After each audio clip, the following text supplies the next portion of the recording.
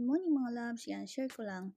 Naka-receive ako ng message from my sister na need daw niya ng money. May importante lang daw siyang paggagamitan, so wala naman tayong pera para ipahiram. Kaya naisip ko, pumunta na lang ako sa Fuwing Pawn Shop, ayan, sa Worldwide Central. Kaya naman dali-dali ko niyaya ang aking twinny ate para samahan ako sa Fuwing Pawn Shop. Ayan, close pa nga na dumating kami dahil sobrang aga pa.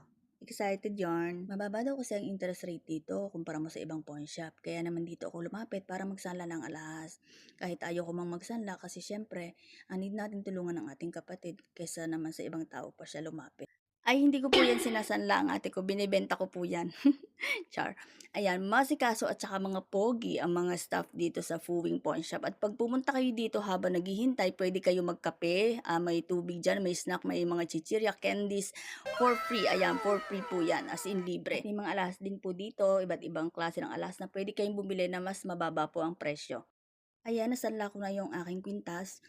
Ayan, nasanla ko lang ng 4-5 ang alahas ko dahil yun lang naman ang need ng ate ko. Ayan, 3% lang na malinaw yung interest nila per month.